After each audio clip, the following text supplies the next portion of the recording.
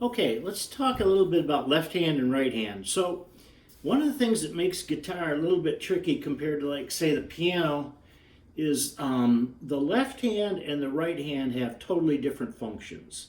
So, what's interesting is you're really doing two different things, and in order to get good tone and good sound, they have to be coordinated.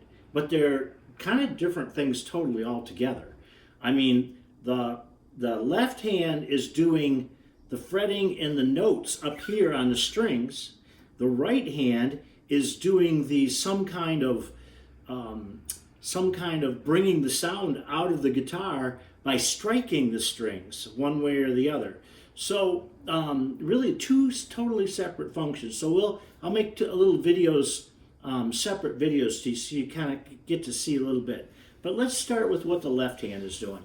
And let's just start with some basic chords. So there's different styles of playing with the left hand, but a lot of it with the guitar is all about chords, making chords.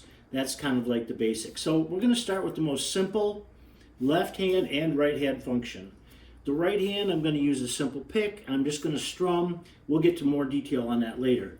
But on the right hand, that's the right hand. The left hand, what we're going to do is we're going to do chords on the fretboard that allow the guitar to make sounds of music. So I'm going to just demonstrate three chords which are really basic, and they're also the only three chords you have to know to do Dangerous Woman, which Avila is a song you wanted to learn, so it's a good place to start.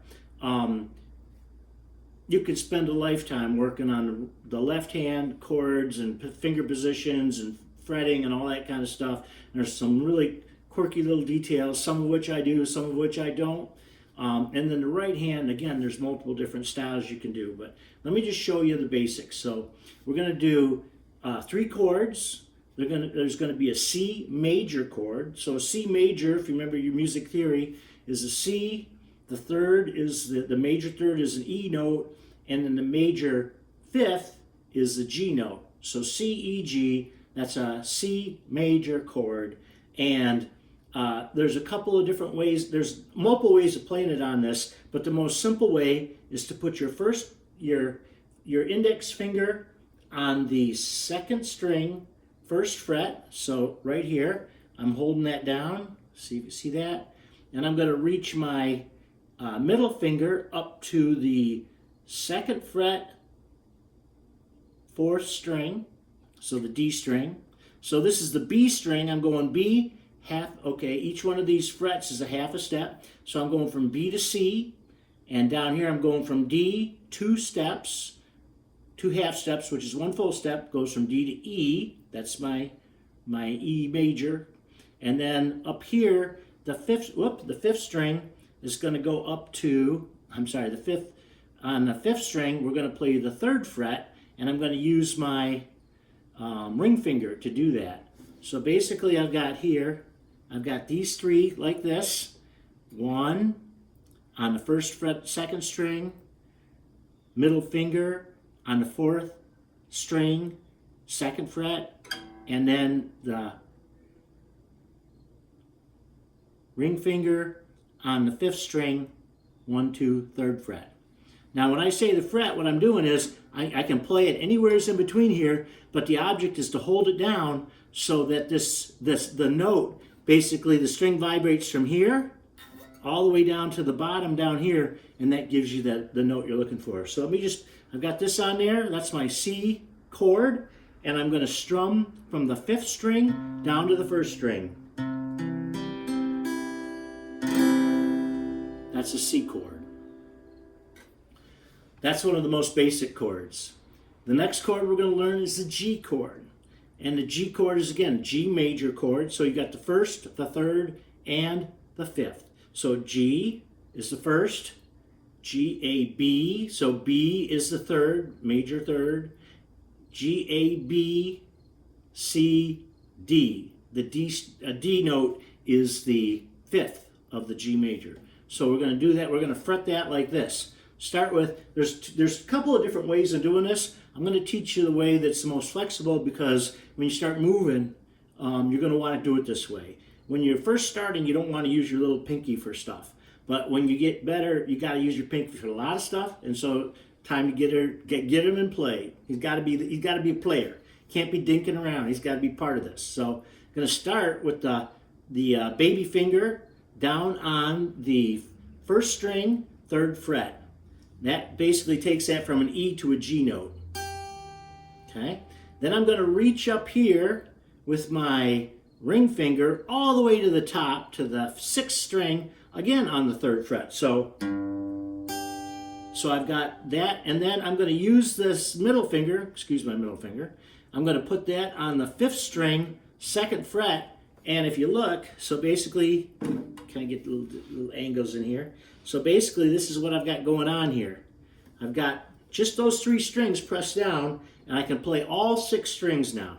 So if you remember, that first chord, I only played from string 5 down to string 1, because I could have played the 6th string in that particular chord, but typically you only play certain strings, either 4 strings, 3 strings, 5 strings, or all 6 strings. G chord is an all 6 string chord, so let me just show you. That's a G chord.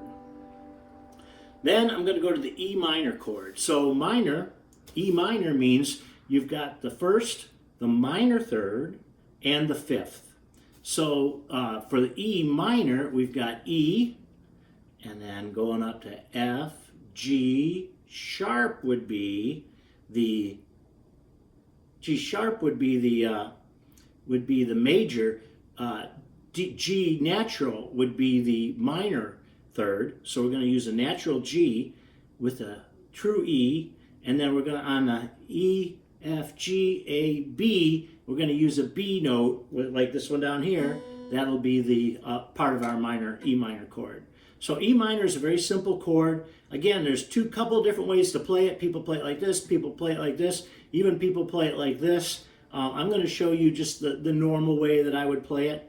And so it's basically to come up here, take my middle finger, put it on the 5th string, 2nd fret, and then right below it, put my ring finger on the 4th string, 2nd fret. So you're only fretting you're only touching 2 frets. The 4th and the 5th string, both on the 2nd fret. Everything else is open. All 6 you're playing.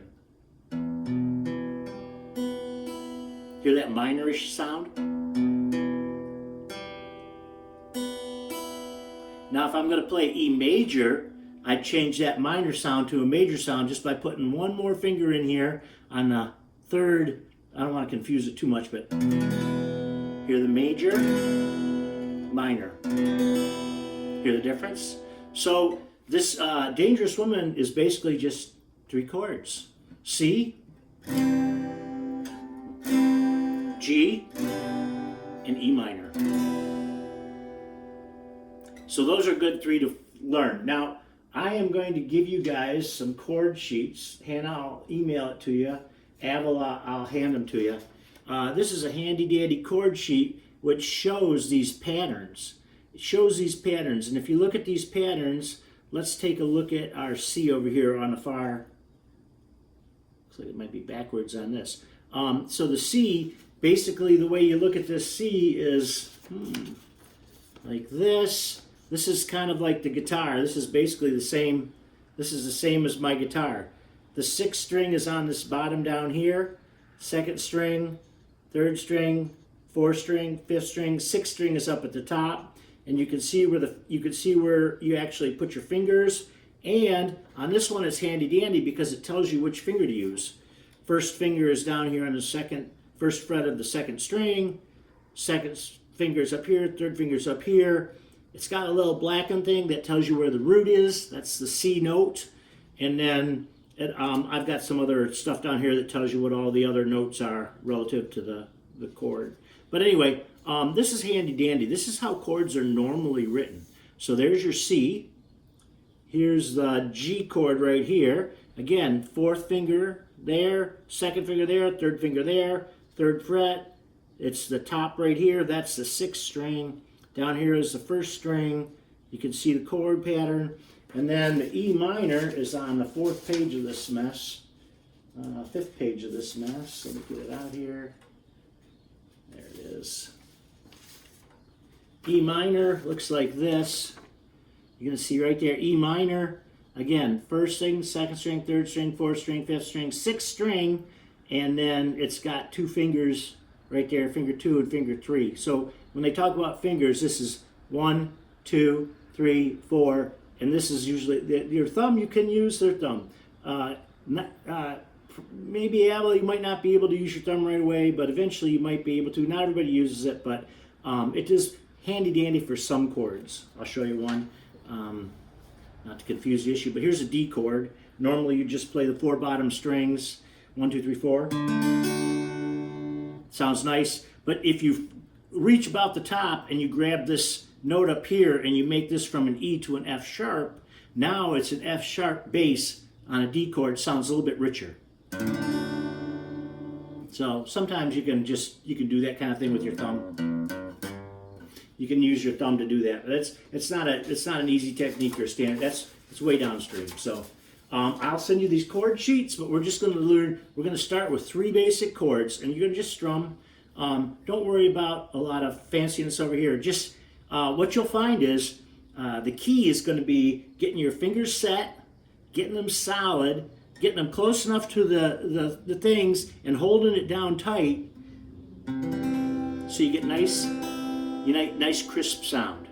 No damping, let's see, like this. I don't have it pushed down all the way. Hear the difference? It's a matter of physical strength on the left hand getting them down. C, G, E minor, C, G, E minor, and you're just going to work on changing. Pretty soon, it doesn't feel like it. It's going to take forever, but it'll be natural after a while. You just got to keep working at it like anything. And then eventually your fingers, the tips of these left-hand fingers will all be like this. They'll all be calloused. It's going to hurt when you first start, but after a while there'll be calluses and it won't hurt. So anyway, that's a little bit of a lesson, just the C, G, E minor chord with the left hand. And once you get those down, you can go between them. Then you'll be able to start on that song, Dangerous Woman.